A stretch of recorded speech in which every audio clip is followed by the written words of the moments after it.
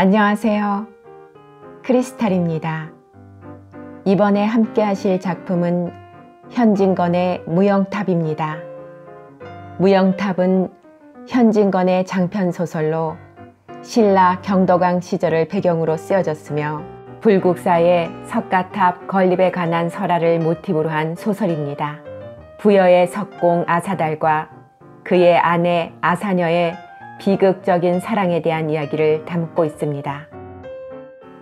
구독, 좋아요, 알림 설정 부탁드립니다. 89.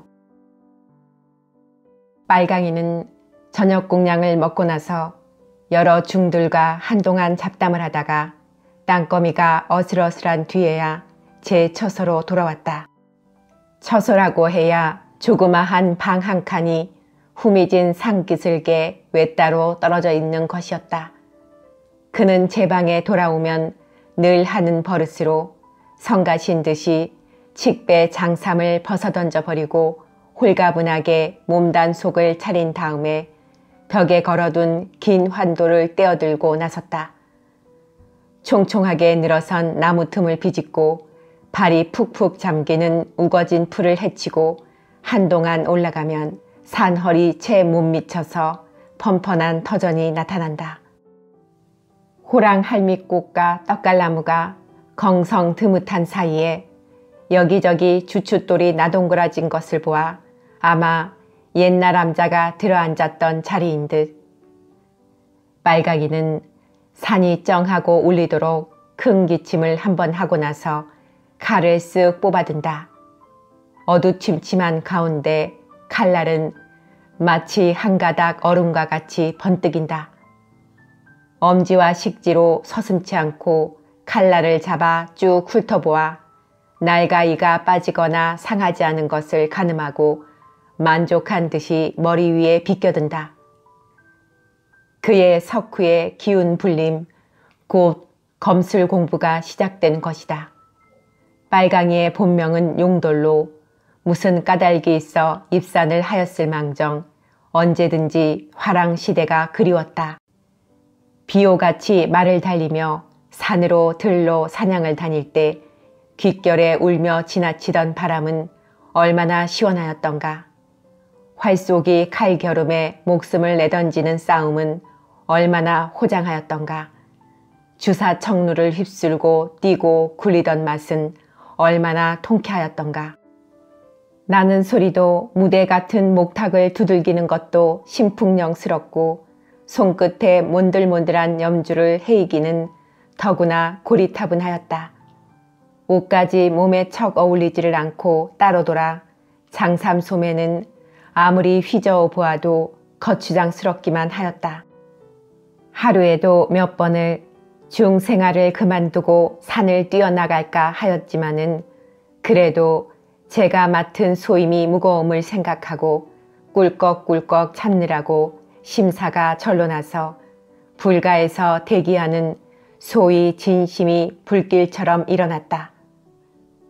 그러나 한 해 두 해 지나는 사이에 기가 꺾이고 또 꺾이고 결이 삭고 또 삭아서 요새 와서는 그리 못 견딜 지경은 아니로되 그래도 이따금 치받치는 우라를 걷잡을 길이 없었다. 심심하고 쾌쾌하고 적울한 빨강이 곧 용돌의 일상생활에 오직 한 개의 낙은 이 검술 공부였다. 입산수도하는 사람이 칼이란 천부당 만부당한 것이로되 자기 집 대대로 내려오는 보검이요 또 그가 애지중지 차마 놓지 못하는 칼이기 때문에 기어코 지니고 온 것이었다. 칼만 들고 나서면 모든 시름과 우라가 가뭇없이 쓰러지고 몸은 훨훨 나는 듯이 가뿐하다. 처음에는 사지를 풀 겸 그는 관창이가 건물을 주어 고구려 왕을 죽이던 본을 떠서 칼춤부터 추기 시작한다. 한바탕 늘어지게 춤을 추고 나면 온몸에 땀은 비오듯 하고 팔다리가 허뭇하게 풀어진다. 그 다음에는 칼겨름을 시작하고 적진으로 지쳐 들어가는 신용, 적장의 머리를 가슴을 뜻대로 마음대로 이리 찌르고 저리 찌르고 마지막엔 한창 신이 오르면 칼을 휘두르는 손길은 번개와 같고 그의 온몸은 송두리째 칼빛에 휩싸여 마치 한 덩어리 푸른 무지개가 바람에 휘날리는 것과도 같았다. 뒤로 물러섰다 앞으로 내달았다. 저 멀리 외로이 선 늙은 소나무를 바라보고 풍우같이 몰아가기도 하였다. 오늘 밤에도 한창 신이 나서 칼을 잽싸게 휘두르며 애꿎은 그 늙은 소나무를 향하여 줄다름을 쳐 들어갔다. 문득 그 소나무 뒤로부터 검은 그림자가 얼씬하는 듯하더니 난데없는 칼이 쨍그렁하고 제 칼에 와서 마주친다. 용돌은 한 걸음을 뒤로 물러서기는 섰으나 검술 공부한 보람이 있어 그래도 그렇게 놀라지는 않았다. 누구냐? 소리를 가다듬어 물으면서도 이 뜻밖의 적수를 만난 것을 도리어 심심파적으로 기뻐하였다. 저편은 아무 대꾸도 없이 칼을 겨루며 한 걸음 들어선다. 그래, 나랑 겨뤄볼 테냐? 흥, 잘 만났다. 용돌은 코웃음을 치고 자신있게 칼끝을 그 검은 그림자의 가슴 언저리를 겨누고 날려보았다. 저 칼과 이 칼이 한데 부딪히며 불이 번쩍 흩어지는데 저편의 칼이 너무 세차서 맞닿은 용돌의 칼이 퉁겨나며 칼자루 잡은 손목이 휘청하고 젖혀지는 듯 하였다. 그럴 사이에 저편의 칼은 수없이 용돌의 목과 가슴을 지나가건만 이상스럽게도 찌르지는 아니하였다. 90. 용돌은 저편의 검기에 눌려 한 걸음 두 걸음 뒤로 물러서면서도 건방지게 누구를 놀리느냐 하고 이를 갈았다. 저편에서 몇 번이나 자기를 찌를 기틀을 일부러 놓치는 것이 그에게 못마땅하고 아니꼬 왔다. 그것은 검객으로 찔려 죽을 때 찔려 죽는 것보다 더 분한 노릇이었다. 어디 견뎌 봐라. 용돌은 용을 버럭쓰며 있는 재주를 다 부려보았건만 철옹성같이 막아내는 저편의 칼틈을 버르집을 수가 없었다. 용돌은 차차 기운이 지쳐지며 칼 쓰는 법이 어지러워졌다. 그러나 저편에서도 적이 힘이 빠진 듯 바늘 한 개 꽂을 만한 빈틈도 없던 저편의 방비도 점점 허수해지고 목과 가슴을 송두리째 내어주기도 하였다. 그러면 그렇지. 용돌은 아까보다 100배의 용기를 가다듬어 정말 없이 찌를 때를 찔렀건만 저편에서 용하게도 그러나 가까스로 받아내는 듯 하였다. 이 편의 신이야 넋이야 하는 공격이 한동안 불꽃을 날렸으나 마침내 아무런 보람도 없었다. 내 검수를 떠보려고 일부러 허수하게 제 몸을 내어 맡기는구나. 언뜻 용돌이가 이렇게 깨달을 겨를도 없이 벼랑간 온몸의 기운이 빠져 달아남을 느꼈다. 이 편의 칼든 손이 허전거리기 시작하자 저편에서는 서서히 수세에서 공세로 옮겨갔다. 용돌은 가쁜 숨을 미처 돌려쉬지도 못하고 방비에 쩔쩔매었다. 저편의 칼바람이 선득선득하게 몇 번을 이 편의 목덜미와 귓가를 스쳐 지나갔다. 그럴 적마다 용돌의 등에는 찬소름이 솟았으되 그래도 신기하게 막아낼 수는 있었다. 저편의 검기는 갈수록 억세고 여무지고 재빨라졌다. 이거 큰일 났구나. 이거 막아낼 수가 없구나. 용돌의 칼은 허공만 치며 더욱 허둥지둥 하는데 저편의 칼은 더욱 신이 오른 듯 하였다. 가슴을 막으려면 머리에 번득이고 머리를 피하면 목을 겨누어 어느 것을 어떻게 방비해야 오를지 정신을 차릴 수가 없게 되었다. 아물아물한 용돌의 눈에는 수없는 칼날이 서리발을 날리며 이 편에 얼굴, 목, 가슴, 배 할 것 없이 거의 한꺼번에 지쳐 들어왔다. 제 몸뚱어리에 욕이 난 자리란 자리는 일시에 저편의 칼이 곤두선 듯 하였다. 용돌은 제 목숨이 위기일발에 걸린 줄도 잊어버리고 하도 어이가 없어 제 칼을 놀려보지도 못하였다. 문득 저편에서 칼을 거두었다. 용돌이 검술이 무던히 늘었네 그려. 하하하. 우렁차고 걸걸한 음성이 웃는다. 용돌은 귀에 익은 그 음성을 못 알아들을 리 없었다. 그는 그 자리에 칼을 던지고 엎드렸다. 어규, 서방님 언제 오셨습니까? 일어나게 일어나. 거친 풀에 찔리리. 그러기에 아무리 어둠 속이라도 칼 쓰시는 게 범상치를 않아 기연가 미연가 의심은 했습니다만 하고 용돌은 몸을 툭툭 털고 일어섰다. 자네 검술도 늘기는 많이 늘었네마는 아직도 마음을 가라앉히는 법이 조금 미흡한 듯하네. 벌써 돌을 닦은 지 3년이 지났거든. 하마하면 그 거친 마음자리도 잡을 것 같은데. 배올라치 없습니다만 산중에 이렇게 있으니 도리어 우라만 나고 마음이 더 거칠어지는 듯합니다. 산중이고 성중이고 마음이란 가질 탓. 어둠 속에서 난데없는 칼이 나와도 놀라지 않는 걸 보면 그만큼 마음 공부가 착실해진 표적이 아닌가?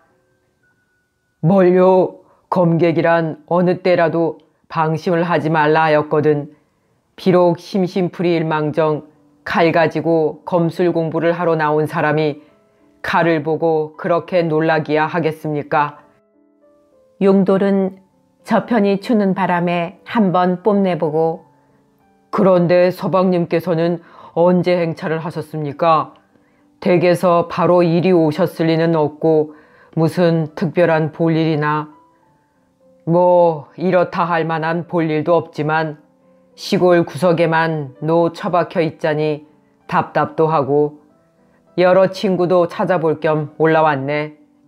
자네 형편을 들어보아 중생활이 좋다면 얼마쯤 같이 있어서 마음 공부나 해볼까? 말씀도 마십시오. 줄이 난장을 맞아도 소위 중생활처럼 좀이 쑤시고 쓸쓸하지는 않겠지요. 그게 마음 공부란 것 아닌가? 마음 공부고 뭐고 서방님은 아예 그런 생각을랑 염두에도 내지 마시오. 그러면 서울 오신 일이 단지 그 일 한 가지 뿐이신지? 자네 만나볼 일이 첫째지만 또 한 가지 신신치 않은 성가신 일이 있어서. 신신치 않은 성가신 일? 그건 무슨 일이게요? 뭐 이야기할 거리도 못 되는 일. 하고 그 검은 그림자는 빙그레 웃었다. 이 아닌 밤중에 용도를 찾아온 손님이야말로 금양상의 아우 경신으로 주만의 아버지가 세상에 으뜸 가는 사익감으로 골라놓은 인물이었다. 91. 용돌과 경신은 나이로 말하면 용돌이가 위지만 문벌로 보든지 재주로 보든지 더구나 낭도의 지위로 보든지 경신이가 훨씬 높기 때문에 용돌은 경신을 서방님이라고 깍듯이 위하고 경신은 용돌에게 하계를 하였지만 두 사람이 다 같이 국선도를 숭상하는 동지임에는 틀림이 없었다. 누추 하나마 제 처소로 들어가 보실까? 용돌은 던진 칼을 다시 주워들어 그대로 제 바지에 쓱 문질러 칼집에 꽂고는 경신을 쳐다보았다. 여길 왔다가 자네 처소에 안이 들르고 어디를 간단 말씀인가? 경신은 친구끼리의 무관한 투를 말씨에도 나타내며 용돌의 뒤를 따라섰다. 다녀가신 지가 벌써 이태가 되셨는데 그래도 용하시게 제 있는 데를 찾아오셨군요. 자네 방에 둘러보아 없으면 의례 그 자리로 검술 공부하러 간 줄 알지. 혈마 젊은 기억에 이태전 일을 고세 잊으려고? 그 캄캄한 생소한 산길을 찾아내신 것은 정말 어려우신 노릇인데 뭘 자네가 씩씩거리고 칼 휘두르는 소린 산 발치에서도 들리던 걸 뭐 하하하. 그렇게 멀리 들렸을까? 원 서방님은 귀도 밝으시군. 그래 한번 겨뤄보실 생각이 나셨군요. 나도 칼 써본 지가 하도 오래고 또 자네 검술이 얼마나 늘었나 보았지. 움펑짐펑한 산비탈을 그들은 평지를 걷는 것보다 더 수월하게 내려오며 주거니 받거니 수작은 꼬리에 꼬리를 물고 그칠 줄을 몰랐다. 그런데 아까 말씀한 신신치 않은 성가신일이란 무슨 볼일입니까? 용돌은 예사로 던진 경신의 말이 다시금 궁금한 듯이 잼쳐 물었다. 뭘 자네는 아랑곳할 일도 못 되는 걸세. 하하하.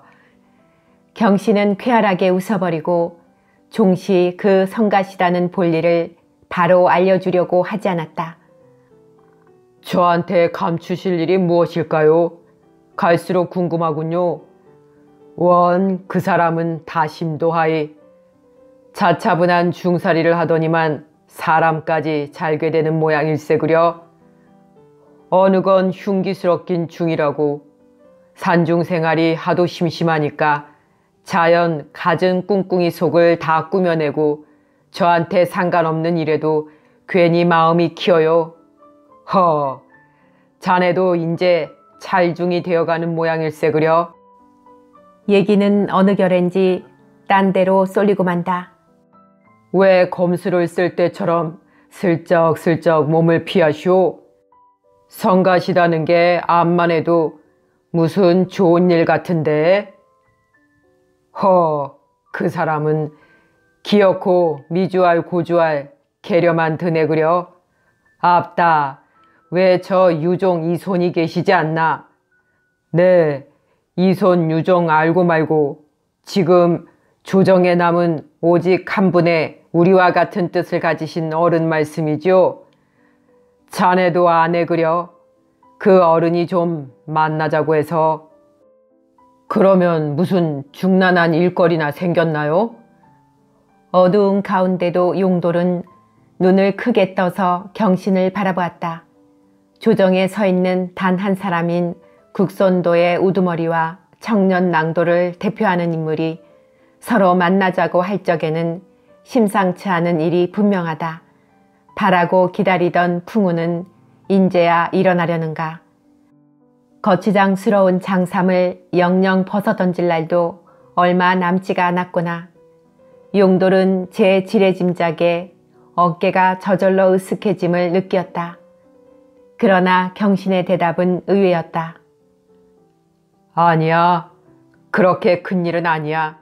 신신치도 않은 가간사야. 형님께서 어서 올라가서 뵈라고 성화같이 독촉을 하셔서. 조그마한 가간사?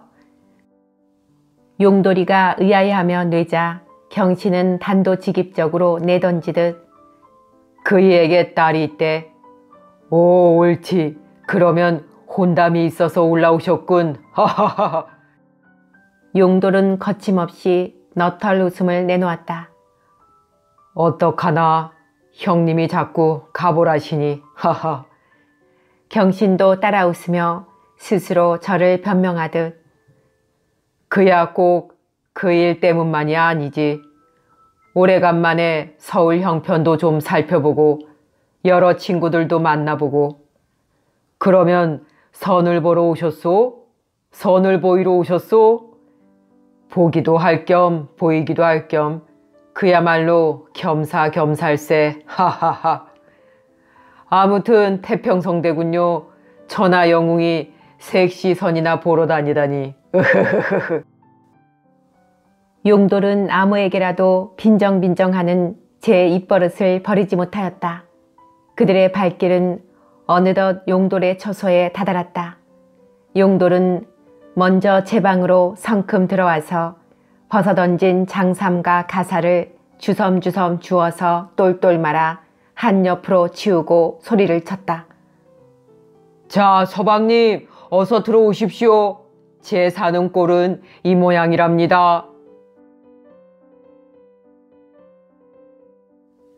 92. 주객은 좌정을 한 다음에 경신은 다짜고짜로 물었다. 그래, 이곳 중들의 생각은 어떠한가? 그 녀석들이 생각이 무슨 생각이오. 삼시로 밥이나 때려 눕히고 몇 번 염주나 세고 나면 낮잠이나 자빠져 자고. 용돌은 평일에 품었던 불평과 불만을 쏟아놓을 자리를 만났다는 듯이 늘어놓기 시작하였다. 그 중에도 돈량이나 있는 놈들은 아랫마을로 살살 다니면서 계집질이나 하고 몰래 술들이나 퍼먹고, 그야 많은 중 가운데 그런 자도 덜어야 있겠지. 자네는 남의 결정과 단처만 보는 버릇이 있느니 덜어가 다 뭐요. 그놈이 다 그놈이지 출가란 빈말뿐이요. 어떻게 무섭게 돈을 아는지 던적 맞기 짝이 없다오. 어디 재 한 번 불공 한 번 더 얻어 걸리겠다고. 이건 대가나 부잣집 아낙네만 얼진하면 치맛꼬리에 메어 달리듯 졸졸 쫓아다니고 그 비위를 맞추기에 고비 끼었으니 그것들을 데리고 무슨 일을 할 수가 있겠단 말씀이오. 생기는 것 좋아하는 거야 인정이니까 그것만 가지고 험담할 거야 있는가? 하고 경신은 휘 한숨을 길게 내쉬고는 때는 좋은 때건만은 혼잣말같이 중얼거렸다. 무슨 때가 그렇게 좋다는 말씀이오? 여보게, 생각을 해보게. 당명황이 알록산에게 쫓기어 멀리 총나라 두매로 달아났으니 이 때를 타서 대군을 거느리고 지쳐 들어갔으면 중원을 다 차지는 못할 망정 고구려의 옛 땅이야 다시 찾아오지 못하겠나? 용돌은 무릎을 탁 쳤다. 옳습니다. 옳습니다. 과연 서방님 말씀이 옳습니다. 조정에서야 어떡하던 우리의 힘으로나마 군사를 일으켜 보시는 게 어떠실까요? 웬 천하에 흩어진 낭도를 긁어 모으면 그래도 몇만은 될 수가 있지 않겠습니까? 안 되네, 안 돼요. 나도 걔까지 생각은 해보았네마는 암만 해도 될성 싶지를 않대. 첫째로 그만한 큰일을 하자면 신라 웬 나라의 힘을 기울여야 성사가 되겠거든. 소위 당학파들이 첫뜩 조정을 움켜쥐고 있으니 까딱 잘못하면 역적의 누명이나 쓰고 말 거란 말이지. 총나라까지 쫓겨난 당명왕에게 꾸벅꾸벅 문안사신까지 보내는 판이니 그자들에게 정당론을 끄집어내보게 천길만길 뛸 것 아닌가? 기가 막힐 노릇이지. 그러면 이번 기회에 중언을 못 들어치더라도 그 원수의 놈의 당학파들이나 모조리 해내버렸으면 어떨까요? 혈마 당나라에서 구원병이야 못 보낼 것 아닙니까? 자네 말도 그럴싸하네마는 그러면 고륙상쟁으로 형제끼리 피를 흘리게 될 것 아닌가? 그러니 그것도 못하겠고 더구나 하고 경신은 이윽이 무엇을 생각하였다. 용돌은 경신의 말이 나오기를 기다리다 못하여 더구나 또 무슨 상치되는 일이 있단 말씀입니까? 더구나 안 될 일은 전국에 흩어져 있는 명색 낭도가 우두머리가 없고 소위 무장지졸로 뿔뿔이 헤어져 있는 것일세. 개 중에도 일치 단합이 못되고 서로 으르렁거리고 있으니 큰일이야 큰일.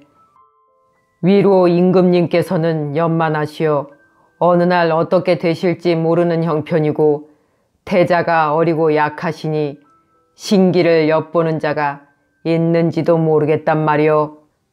서방님 말씀이 옳습니다.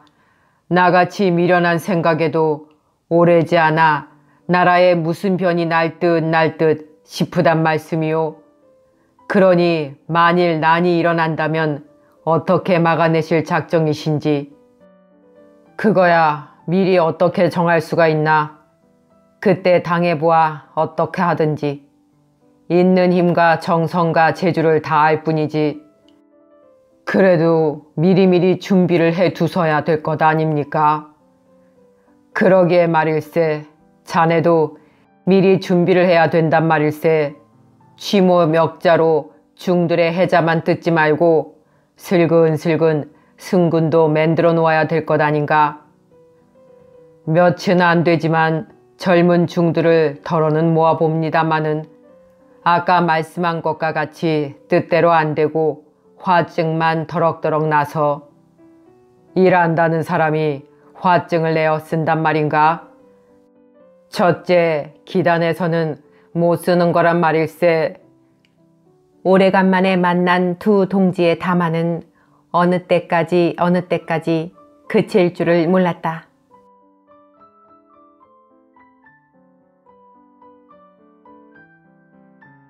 (93) 경신은 피로한 듯이 팔을 베고 누워서 한동안 무슨 생각에 잦아졌다가 다시 말 허들을 돌리었다. 그래, 이 몇 해 동안에 이 절에서 생긴 가장 큰 일이 무슨 일인가? 가장 큰 일? 용돌은 눈을 멀뚱멀뚱하며 얼른 생각이 나지가 않는 모양이었다.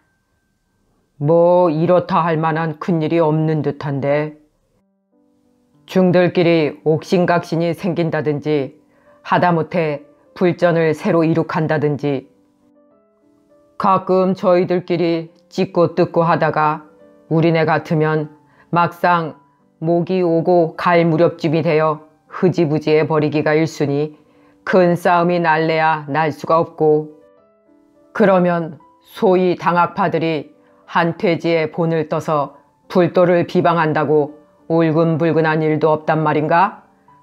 다른 절에서는 꽤 말썽이 되는 모양이던데 이 불국사도 이를테면 몇째 안 가는 대차례 아닌가?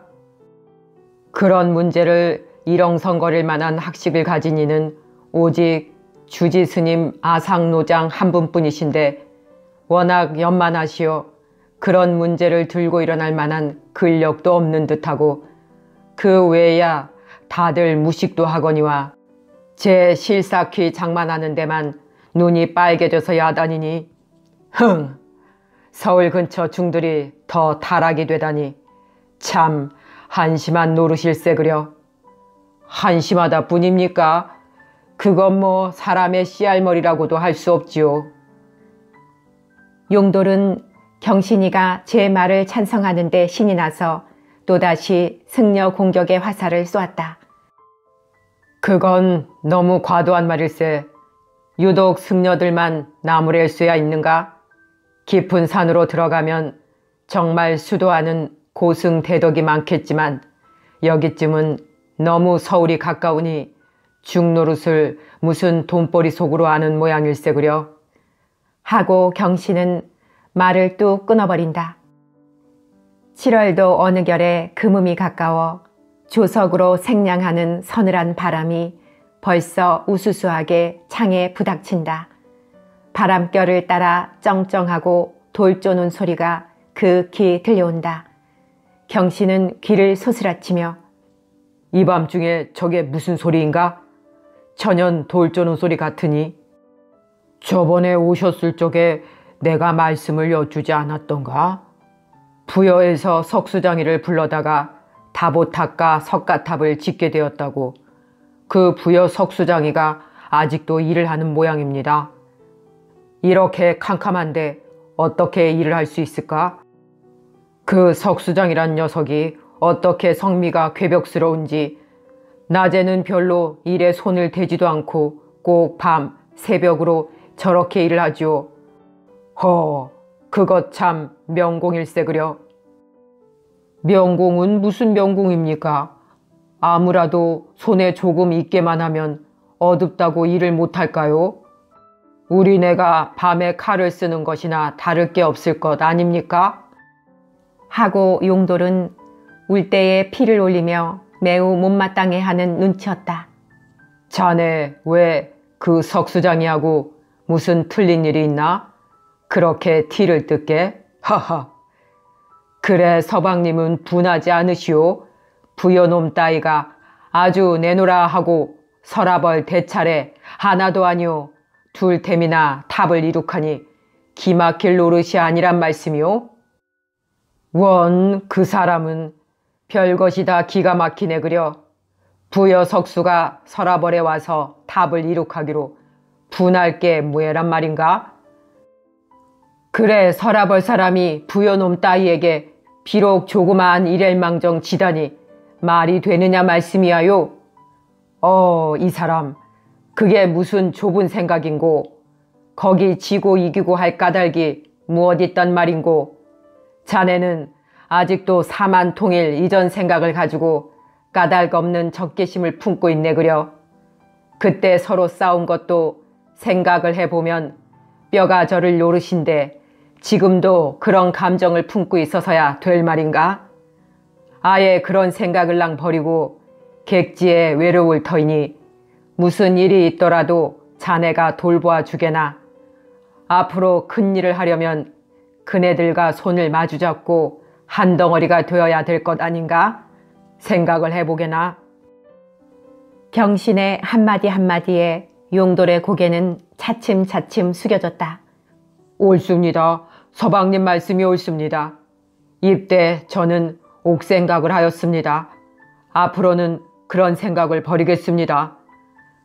그런데 그 탑 둘은 다들 완성이 되어 가나? 다보탑은 벌써 다 되었고 석가탑도 아마 거진 다 지어가는 모양입니다. 경신은 울려오는 돌 쪼는 소리에 귀를 기울이고 있다가 벌떡 몸을 일으켰다. 밤에 돌일을 한다는 게 하도 신기하니까 어디 우리 구경을 좀 가볼까? 94. 번개와 벼락이 따라붙고 폭풍우가 쏟아지는 밤, 아사달과 탑 위에 단둘이 앉아서 불을 뿜는 듯한 사랑을 하소연한 후 주마는 격렬한 재정에 지치기도 하였거니와 밤비를 노박으로 맞은 탓에 며칠은 된통으로 앓기까지 하였다. 앓으면서도 잠꼬대에도 아사달의 푸념이요 헛소리도 아사달의 이름을 부르짖었다. 무병하던 외동딸의 아름에 사초 부인은 머리맡을 떠나지 않았고 이 손 유종도 조종을 들고 날 적마다 별당을 들러갔다. 주만이가 헛소리를 하고 딴청을 부릴 때마다 털이 혼자서 혹시나 아사달과의 비밀이 탄로날까 보아 애간장을 조리기도 한두 번이 아니었다. 어디까지 딸을 믿는 이보다 자기 딸에게 그런 비밀이 있으리라고는 꿈에도 생각지 못한 늙은 부모는 다행히 그런 눈치를 채지 못하고 예사 헛소리로 흘려들어 버렸다. 그러나 주만의 병이 차차 소복이 될수록 아사달 그리운 정이 불같이 일었건만 밤늦도록 사초 부인이 자리를 떠나지 않기 때문에 아사달을 찾을 수 없는 것이 가장 아찔이었다. 주만은 아직도 몸이 찌뿌드드해서 쾌하지를 아니하였으되 일부러 쾌활한 척을 하고 인제 병은 아주 멀리 갔다는 듯이 툭툭 털고 일어났지만 그래도 사초 부인은 노상 마음을 놓지를 아니하였다. 어머니께서는 염려도 너무 많으시오. 인제 다 나았는데도 왜 성가시게 자꾸만 머리를 짚으세요 글쎄. 나중에는 머리 짚는 어머니의 손을 떠다밀며 주만은 짜증까지 내었다. 얘가 무슨 소리냐. 아직도 속머리가 더운데 나은 게 다 뭐란 말이냐. 괜히 방정을 떨고 오늘도 바람을 쏘이더니만 기에 병을 덧치는가 보다. 하고 어머니는 구박받는 손으로 굳이 딸의 머리를 만지며 걱정을 마지 않았다. 원 어머니는 괜찮대도 웬 걱정이시여? 머리가 눌려 안 아픈 것도 돼 아프겠네. 주마는 역시 제 머리에 닿은 어머니의 손을 떼느라고 애를 썼다. 어미의 손이 그렇게 싫으냐? 왜 말을 안 듣고 내 고집만 세우느냐? 그럼 내 손으로 만져보려무나. 이게 더운가 안 더운가? 어디 더워요. 싸늘하기만 한데. 그래, 이게 덥지를 않단 말이냐? 괜히 약 먹기가 싫으니까 나중에는 생판 거짓말까지 하는구나. 하고 모녀끼리 말다툼까지 하게 되었다. 어머니의 눈에는 언제든지 철부지의 어린 딸이었다. 주마는 앓는 것보다 어머니의 극진한 간호가 도리어 병이 되었다. 그대도록 아사달이 그립고 몸을 빼쳐 나갈 수 없는 것이 심술이 나서 견딜 수가 없었다. 여름해가 길기야 길지만은 어쩌면 이렇게 지리할까. 일각이 삼추 같다 함은 이를 두고 이름이리라. 이렇듯 긴 하루를 가까스로 다 보내놓고 어둑한 땅거미가 내리는 걸 보면 오늘 밤에야 혈마 빠져나갈 수 있으려니 하였다가 역시 뜻을 못 이루고 그 밤을 고스란히 밝히게 되매 5, 6월 단열밤도 가을밤 뺨치게 길었다. 아무리 정렬했던 주만이기로 어머니가 주무신 후 자정이 넘어서야 장근 20리가 되는 길을 갔다가 돌쳐올 수는 없었던 것이다. 이러구러 열흘 남아 보내노라니 앓고 난 몸살쯤은 오히려 뒷절이요. 정말 살이 내릴 지경이었다. 남의 눈을 꺼리는 사랑이 얼마나 어렵고 고된 것인 줄 주마는 뼈에 사무치도록 절절히 느꼈다. 파리한 딸의 얼굴은 가뜩이나 어머니의 발길을 자주 머무르게 하였다. 그래도 필경 기회는 오고야 말았다. 하루는 큰 손님이 드셨다고 집안이 벅적되고 주안상 준비에 사초 부인은 눈코를 못 뜨게 되었다. 이번에 오시는 손님은 이만저만한 손님이 아니신가 봐요. 대감님께서 들락날락 하시며 마님께 분별히 장이 바쁘시고 음식간에도 숙수를 둘씩이나 불러대어 바로 무슨 큰 잔치나 하시는 것 같은데쇼? 덜이가 갔다가 오더니 아주 호들갑을 떨었다. 그럼 손님이 많이 오신대? 아니에요. 단 한 분이시래요. 하고 덜이는 의미 있게 웃어 보였다. 단 한 분? 그래 손님은 누구시라던? 셋네보담 아가씨께서 더 잘 아실 거립시오. 맺힌 것, 내가 가보기를 했니 어떻게 한단 말이냐?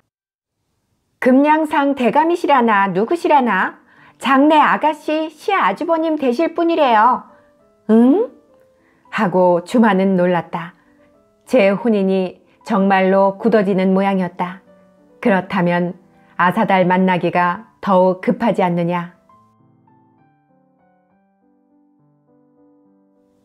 95. 손님이 드셨으니 오늘 밤에는 마님이 못 오시겠구나. 주마는 오래간만에 빠져나갈 기회가 온 것을 몰래 기뻐하였다. 혹시 오실지 누가 알아요?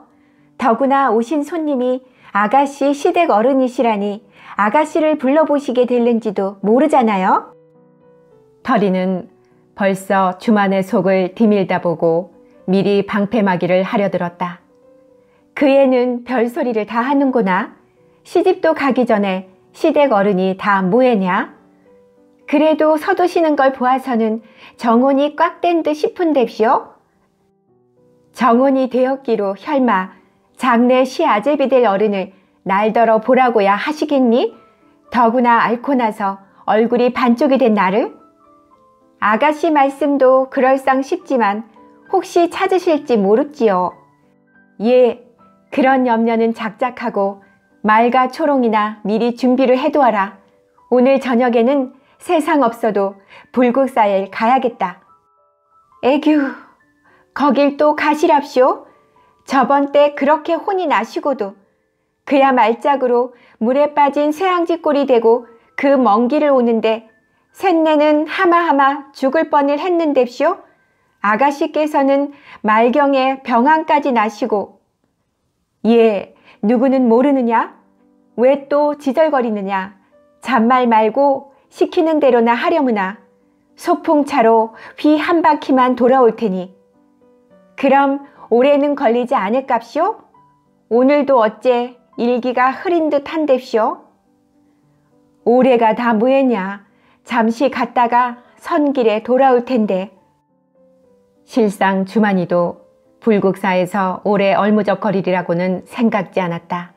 흉중에 맺히고 서린 것은 저번에 다 털어놓았으니 그 일을 만난다 한들 인제 할 말도 없거니와 할 일도 없지 않느냐. 안타까운 그이의 모양을 한번 힐끔 보기만 하면 그만이다. 그리고 언제쯤 서라보를 떠나는 것만 알면 그만이다. 밤들기가 무섭게 주종의 말머리는 불국사로 향하였다. 찌는 듯 하던 더위도 들 밖에 나오니 선선하게 누그러지는 듯 하였다. 어둑한 비탈길을 말을 제쳐 달림에 주만은 훨훨 날듯이 몸이 가뜬해짐을 느꼈다. 아직도 끈적끈적하게 남아있던 감기 기운도 씻은 듯 사라지고 말았다. 화하게 트인 코 안으로 신선한 공기는 물처럼 들어왔다.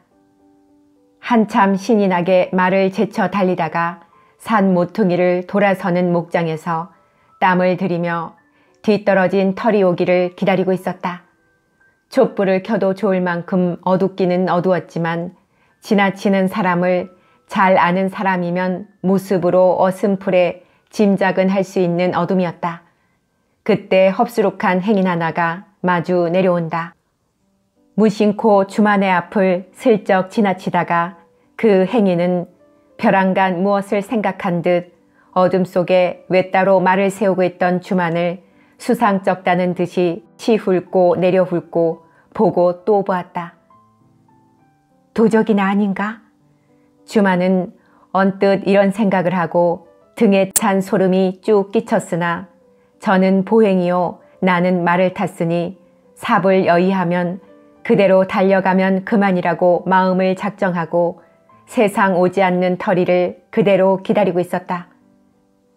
그 행위는 기영가 미영가 하는 듯이 고개를 기우뚱 하고 있는데 주만이도 어쩐지 그 행인의 모습이 어디서 한번 본 듯 싶었으나 얼른 생각이 잘 돌아나지를 않았다. 그 무렵이었다. 아가씨, 애교 하고 터리에 부르는 소리가 들려왔다. 아직도 서너 간통이나 떨어져서 터리가 새근 발딱거리며 쫓아오는 꼴이었다. 그러자 그 행인은 문득 주만의 말머리 앞으로 다가서며 굽실하고 절을 하였다. 소인이 눈이 무디어 죽을 죄를 졌습니다. 여쭙기 항송하오나 구슬 아가씨가 아니시온지. 주만은 후미진 길에서 수상한을 만나 마음이 적이 오그라붙는 판인데 저를 안다는 것이 얼마쯤 다행한지 몰랐다. 그래, 자네는 네 댁에 있는가? 주만은 그 말투와 행동으로 보아 아는 집 하인인 줄 짐작하고 이렇게 물어보았다. 네, 언젠가 한번 배운 적이 있습니다마는 소인은 금지 금시중 댁에 있사옵고 전한 이름은 고두세라 부르옵니다. 주만은 속으로 옳거니 하였다. 금성이가 담을 넘으려다가 촉촉히 망신을 당하던 때에 데리고 왔던 하인인 줄 인제야 깨치었다. 이 어두운 밤에 어디로 행차를 하시옵는지. 고두세는 눈을 두리번 굴리며 주만에 가는 곳을 물었다. 나는 잠깐 볼 일이 있어 가네마는. 자네는 어디를 갔다가 이렇게 저물게 오는가? 불국사에 갔다가 다녀오는 길입니다. 불국사? 하고 주만의 가슴은 뜨끔하였다. 96. 주만은 불국사에 가는 길에 금성의 하인 고두세에게 들킨 것도 뜻밖이거니와 고두세도 불국사에 갔다 온다는 말에 적지 않게 가슴이 울렁거렸다. 불국사에는 무슨 일로 갔다가 오는고? 주마는 조금 다심스럽다 싶으면서도 아니 물어볼 수 없었다. 네, 다름이 아니오라 서방님께서 모래 유두놀이를 불국사 연못에서 차려보시려고 지금 그 형편을 알러 갔다 오는 길입니다. 그런가? 주마는 안심의 숨을 돌렸다. 그때야 터리의 말이 화화 가쁜 숨을 내뿜으며 들어 닥치었다. 터리는 고드새를 힐끔 보자 주춤 발을 멈추며 대뜸 힐란조로 호령을 하였다. 웬 사람이관데 총총하신 아가씨와 말이 무슨 말이야? 허허, 터리 아가씨인가? 자네를 또 만나는 것도 적지 않은 연분일세 그려. 터리의 눈은 대번에 호동그레졌으나 말씨만은 총알 같다. 이 녀석이 웬 녀석이기에 이게 무슨 말버리장머리냐? 아가씨가 계신데 무엄하게? 네, 아가씨께는 황송합니다. 헤헤. 터리는 주만을 돌아보며 이 녀석이 대관절 웬 녀석입시오?